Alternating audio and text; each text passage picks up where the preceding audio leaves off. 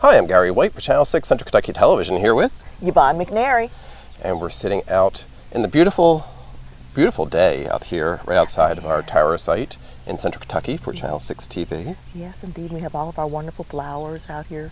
Exactly. Yes, indeed. Lots of greenery. Lots of greenery out here. Lots of little buzzing sounds going around your head, too.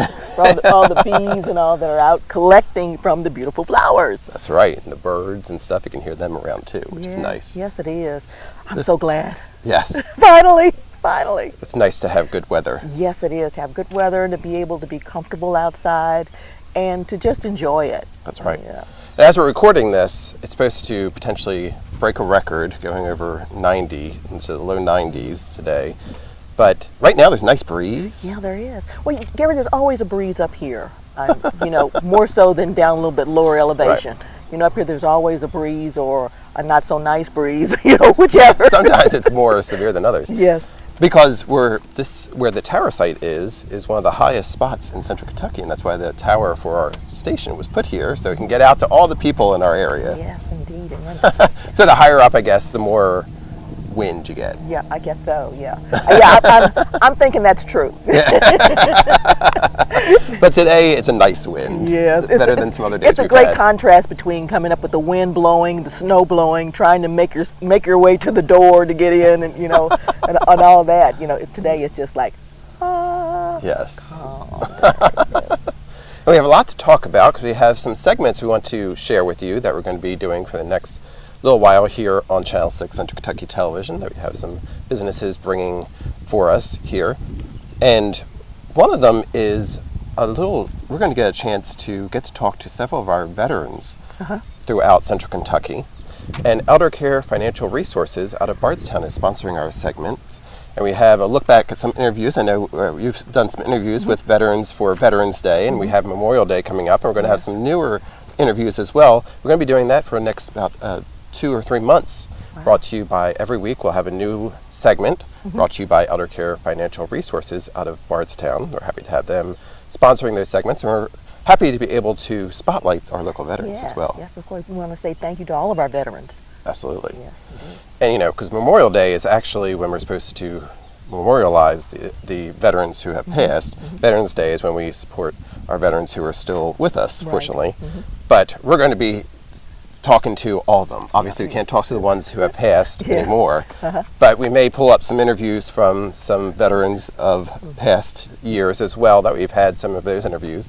But we have some new ones, and we'll get an opportunity to hopefully touch upon veterans who are still living from all the wars that people are still living. So it goes back to World War II. It's kind of the oldest veteran that we've been able to find so far. Yeah. Yes.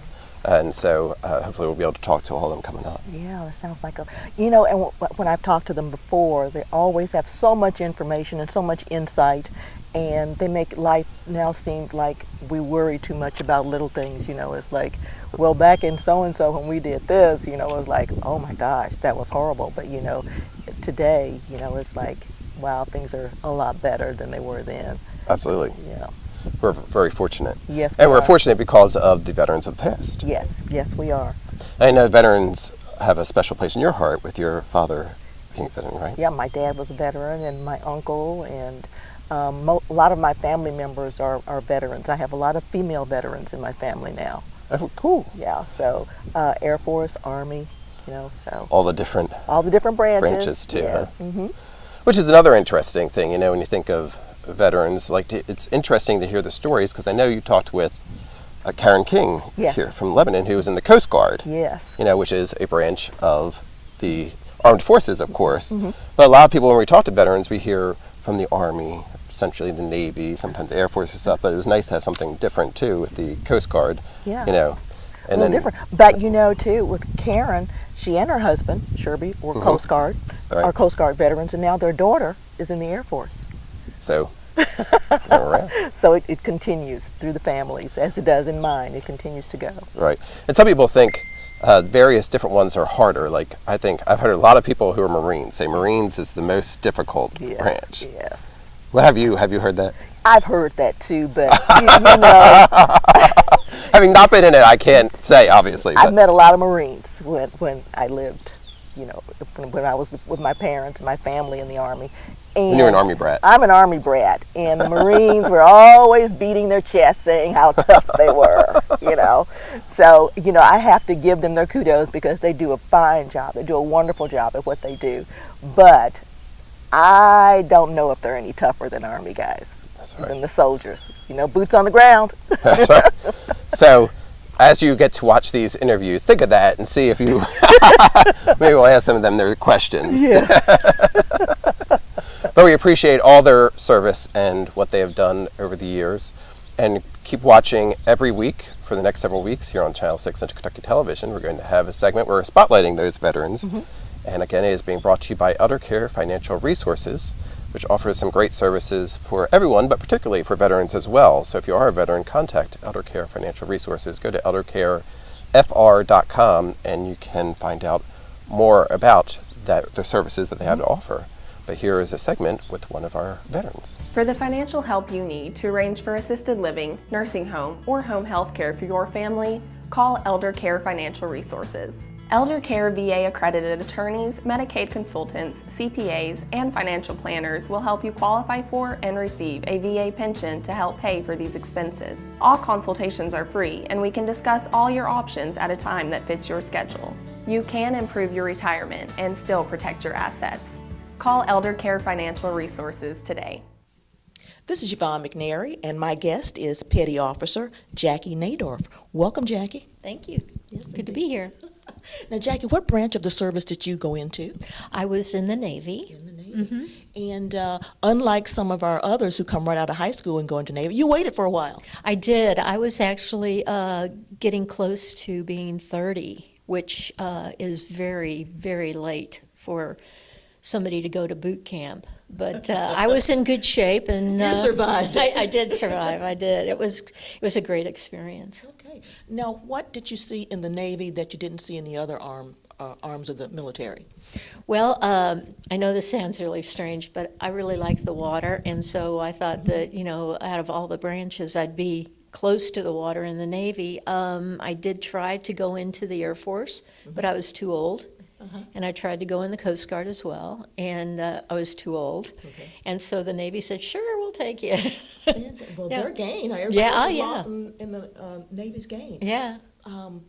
What, you know, when you get ready to go into the military service, of course, you got family members and friends who all give you their critique or whatever, what they think. What were some of the things that came up? My mom could not understand why on earth, you know, at the ripe old age that I was, that I wanted to go in the Navy. She wasn't so afraid that I was going to get injured or anything. She was more afraid of me getting a tattoo, which, you know, I never did, but, you know, Mom, I never got a tattoo. But that was her kind of slant on things, so. Okay. Now, what kind of training did you get? I was actually trained as a dental technician and loved dentistry. And I did that for the majority of my career. And then when I was 51, this is coming, I was active for 10 years and was out for 7. And then 9/11 happened, and they called me up and asked me if I'd be interested in the reserves, and I said absolutely, no problem. And I was in really good shape, so I could handle it. But at 51, they decided, the Navy decided that all the dental techs were then supposed to become hospital corpsmen. Okay.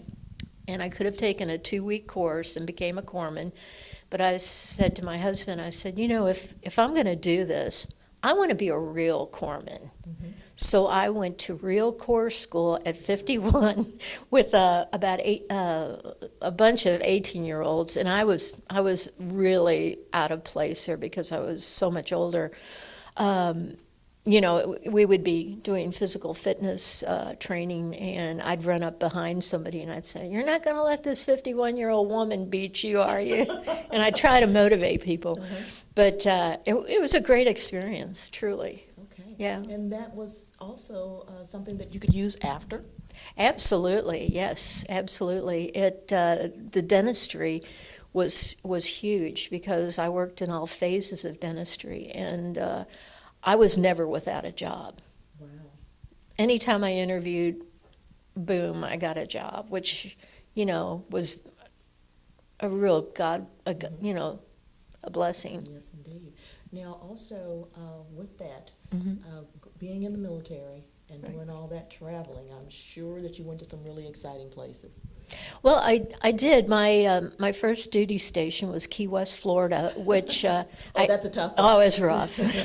It was volleyball, sailing, but I was there for almost 5 years, and then I was going to get out after that time, and the captain I worked for said, why don't you see where they're going to send you next? And so he was kind of pushing me, and so I called the detailer. That's the person that finds different locations for people that want to transfer or move about. And he said, Scotland, and I said, absolutely, pencil me down. I went from, the tropics to a very cold climate, which meant my wardrobe completely changed from shorts to corduroys and sweaters. But what an awesome experience was to live in Scotland. Okay. Now, did you take your family with you? I didn't have family. I was single, Okay. and which was a lot easier because I was able to be sociable. And it would have been nice to have a family, but I guess it just wasn't in the cards for me, and didn't meet Mr. Right till I came back to Kentucky. And so. Okay. Were you involved in any military events? The only events, I was over in Scotland at the time of the Persian Gulf War, and I was actually getting Marines ready to deploy to the Persian Gulf, and then also with later on, when I was a reservist, I would go down to Camp Lejeune, North Carolina, and get Marines ready to be deployed to different theaters. Okay. So. All right. Now, being in the Navy, did you actually spend very much time aboard ship? Never. The only ship I've ever been on is a cruise ship, and I did go on a ship called a hydrofoil just out to sea for an afternoon with a bunch of sailors as a family cruise. But no, I was in a field, dentistry, and being a hospital corpsman. There just aren't that many billets for sailors on board a ship like that. Okay. So, yeah. I guess I'm the only land-based sailor you'll probably ever meet, but... Were there any big surprises for you when you went into the military? I know you had some, idea of what you wanted out of the whole experience. Did it meet your expectations? Oh, it exceeded my expectations. It was just such a great thing for me. It was my family. I'm still extremely close to a lot of the sailors. And all the military people that I was in contact with, but It's like one big family, isn't it's it? huge. It's a huge family, and you're never alone. I mean, meaning that if you need help, there's always somebody there to help you. Okay. So I thoroughly loved it. I'd still be in if I could. Okay. And I know you used the skills that you learned Yes. from that. Mhm. And what would you say to somebody who's a female, per se, who's out there thinking about going into the Navy or any other branch of the military? I would say be physically fit. You have to be physically fit, and do it. Absolutely do it. It is the most wonderful experience. You're going to meet people that you really like, and you're going to meet a lot of people that you don't like. But that's everything, everywhere in the world. And anytime I speak to younger people, I'm always, have you thought about the military? I'll be a drive-through at McDonald's or something. I'll say, have you thought about the military? Because it was huge. Yeah, Absolutely. Good training. Hmm. Now, we talked a little earlier, and I know that you're a transplant. I am. Tell us a little bit about that. Well, let's see. My family moved from St. Louis, outside of St. Louis, when I was 17, and I graduated at Oldham County High School. Then I left and I moved around some and came back to Kentucky. And after a kind of a traumatic experience in a divorce, that's when I joined the Navy. But I absolutely love the Washington, Marion, Nelson counties. This is so wonderful here, and I just can't say enough good things about living in this community. Now, what does your life consist of now? Well, let's see. I have a small bed and breakfast that we have on our property, and so I run that. And I have 2 horses, 2 rescued horses, and so I work with them. And I'm actually starting to consider going back to college at 62 and study political science. I've always been interested in political science, so that's who knows, maybe that's my next career. After spending 20 years in the Navy. Yeah. I know. So little time, you know. You're a great inspiration. Well, I don't know about that, but I just believe that never quit, you know. Never quit. It's life is too wonderful to just be satisfied with status quo, you know. Okay. Well, listen, thank you, Petty Officer Jackie Nador, for talking to us today and for sharing some of your experiences in the military. I want to thank you for your service to our country. Thank you. Yes, and we really appreciate that. I appreciate hearing it. This is Yvonne McNary. Veterans and families of veterans pay for assisted living care. This free service has helped many find the extra financial help they need. For example, they have helped get an extra $24,000 plus for some families. All tax-free income they never knew they were qualified for.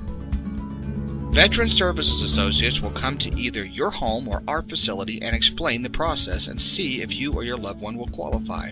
If you qualify, they'll do all of the paperwork and processing free of charge.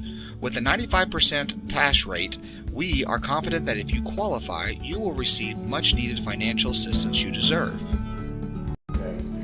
Everything has gone just remarkably well with being here and working with you and helping him get his VA pension, which has helped greatly because he was running out of funds fast.